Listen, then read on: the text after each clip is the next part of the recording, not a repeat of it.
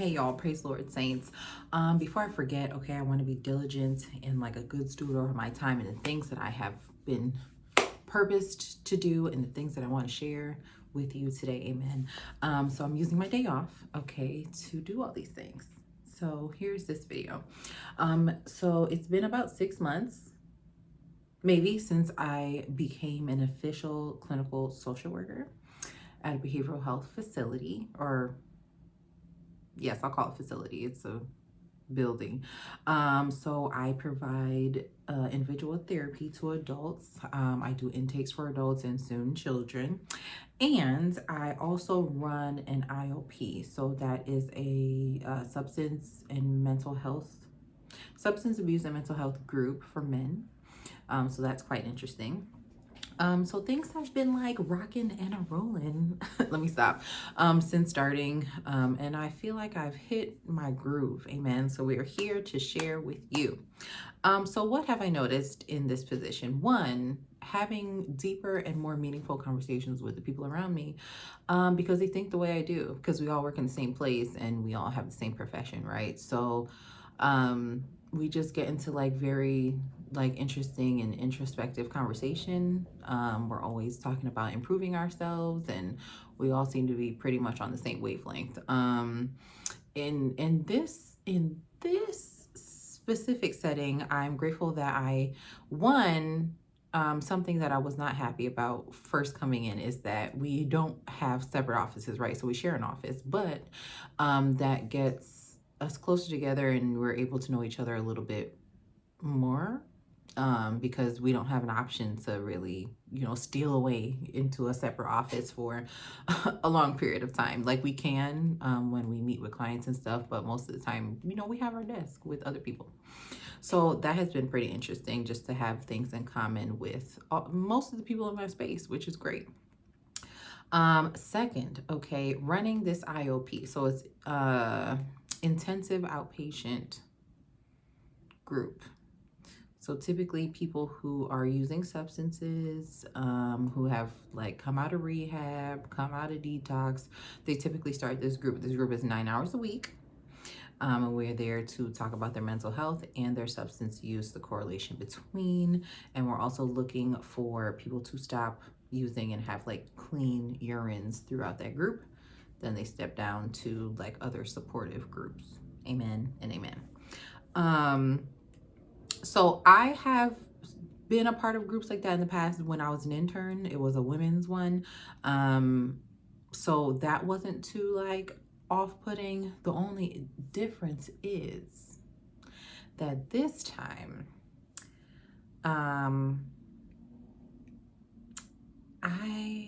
the only difference is that I guess you feel the weight of the group a little bit more. Because I have like full control over the group now. Before I was an intern, so there was always a worker with me and I would just fill in here and there. But since I have started working there, I think about 4 people who are in my group, have been in my group, or supposed to be in my group, have passed due to overdose. And it's pretty sad. I don't want it to become a thing that happens so often where I'm just like, okay, here goes another one. But there is like a certain like, I don't want to use the word quickening, but I'm a Christian woman, so a certain urgency to move people off my caseload if they haven't been showing, because it just like snowballs into like, and I don't want to hear the news. I don't want to hear about anybody passing, especially from overdose, when something they're struggling with and want to get help with. Like, it's pretty sad. So that's like the most like, I'm not gonna use the word depressing because that's gonna be a little bit dramatic, but it's the saddest part of my job. I think like learning about the deaths, just learning about people's stories, but at least they're there to tell you their story, although it might be sad. But the deaths are like, okay, so we out here in this world and things are happening. So that's sad. Other things that I was struggling with, finding a system, y'all. Like, what is a system and how can your girl find it? Okay, I walked in and my supervisor was like, well, do you have a system? And I was like, we're gonna find one. Because the workflow just wasn't flowing. Okay. It wasn't. It was just work. There was no flow. And then I was going through a lot in November for some reason. Like I missed like stuff in my personal life, and then like work was also popping off and being crazy, like because of my own actions, not because anything was necessarily wrong at work. So like I missed like a whole month of notes. I didn't miss them, they just weren't logged anywhere. Like they were like half typed but not submitted, and everything was just going wrong, everything. So I had to catch up on that. But then in order to not have things like piled up on me from December, I was getting December's notes done that day, and I was like, oh, that's the problem, my girl. You need to get things done right away. You need to get it done the day of or the next day and stop wasting your time. Now that I have figured that out and got my life together, girl, y'all can't tell me nothing. Now when there's downtime at work, there is downtime at work. Now I'm just doing stuff because it would be nice to do it, like clearing out my caseload, all sorts of stuff that I didn't have time to do, and I'm just like, oh, let me take an hour and do this. If I want to read a book, let me read for like a little 10 minutes, you know what I'm saying? See what's going on in the world. That's what's happening, okay? So find yourself a system, stick to the system, and try not to get overwhelmed. That's the most overwhelming part, is just knowing that I have to get stuff done and not seeing a way out of it. But we found a way. And then lastly, in the 6 months, just kind of like narrowing down my preferred group. When I first got asked that question, I was like, I don't know. I just, kind of take clients as they get given to me, especially in an agency. You just do that.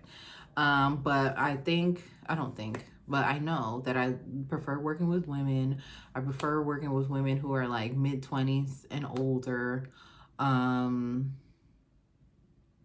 And mostly women of color, people who are like going through little transitional pieces in their life and need to like get some order going, and just people to throw questions in there to like, shake things up and let you think about things in a different way. I also really enjoy working in IOP. It's just the substance use is sad.